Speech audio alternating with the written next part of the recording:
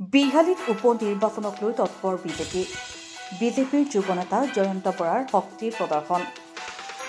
লোকসভা নিৰ্বাচনৰ ফলাফল ঘোষণা হ'বলৈ যথেষ্ট সময় বাকী আছে যদিও বৰ্তমান উপনিৰ্বাচনক লৈ বিশেষভাৱে তৎপৰ হৈ পৰিছে শাসকীয় দল বিজেপি।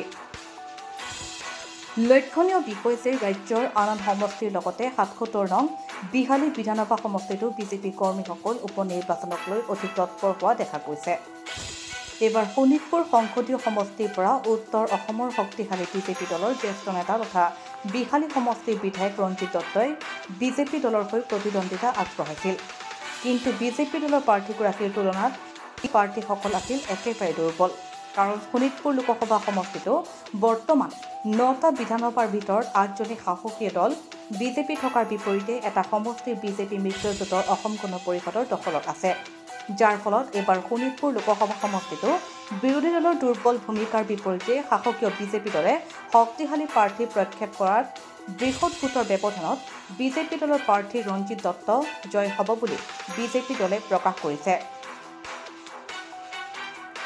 আনহাতে যদি ৰঞ্জিত দত্ত জয়ী হয় নিশ্চিতভাৱে বিহালী সমষ্টিৰ আসনখন খালী হৈ পৰিব আৰু উপনিৰ্বাচন হ'ব। তাতে শেহতীয়াকৈ মুখ্যমন্ত্ৰী ডক্টৰ হিমন্ত বিশ্ব শৰ্মাৰ ওচৰত বিহালী সমষ্টিৰ বিশিষ্ট সমাজকৰ্মী তথা বিগত বিধানসভা সমষ্টিৰ নিৰ্বাচনত বিহালী সমষ্টিৰ পৰা নিৰ্দলীয়ভাৱে প্ৰতিদ্বন্দ্বিতা আগবঢ়াই ২২,০০০ৰো অধিক ভোট লাভ কৰি এক শক্তি প্ৰদৰ্শন কৰা যুৱ নেতা জয়ন্ত বৰাই শেহতীয়াকৈ বিহালী সমষ্টিৰ বিজেপি কৰ্মীসকলক লগত লৈ দলটো অধিক শক্তিশালী কৰাৰ বাবে বিহালী বিজেপি কৰ্মীৰ সৈতে ইখনৰ পিছত ইখন সভা আয়োজন কৰা দেখা গৈছে।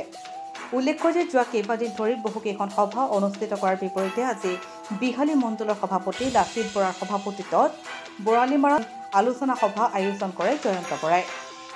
ইফালে বিজেপি দলটো যোগদান কৰিয়ে দিন ৰাতি একাকাৰ কৰি দলটো অধিক শক্তিশালী কৰাত ব্যস্ত হৈ পৰা জয়ন্ত বৰাৰ ভূমিকাক লৈ বিহালী বিজেপি কৰ্মীসকলে সন্তুষ্টি প্ৰকাশ কৰে। বিহালী বিজেপি কৰ্মীসকলে আব্দুল বাৰেকৰ ৰিপৰ্ট, অসম খবৰ।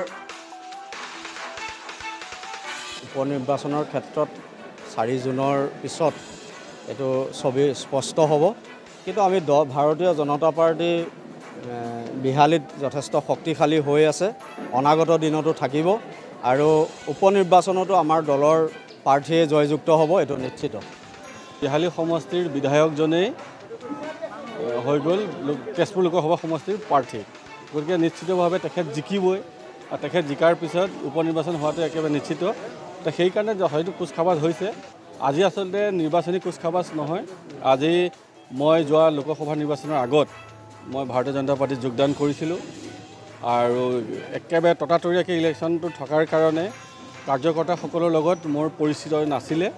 আজি তেখেতসকলৰ লগত পৰিচয় হোৱাৰ সম্পৰ্কেহে আজি আচলতে মানে এই সভাখন হৈছে আৰু তেখেতসকলক মই ইয়াতে খুব সুন্দৰভাৱে বিহালী সমষ্টিৰ পৰা মাননীয় ৰঞ্জিত দত্তদেৱক যথেষ্ট ভোট দিয়াৰ কাৰণে তেওঁলোকক মই আজি কৃতজ্ঞতা জনাইছোঁ আৰু অনাগত দিনত সকলোৱে মিলিজুলি বিহালী সমষ্টিত ভাৰতীয় জনতা পাৰ্টিৰ হৈ কাম কৰাৰ প্ৰতিশ্ৰুতি দিছোঁ।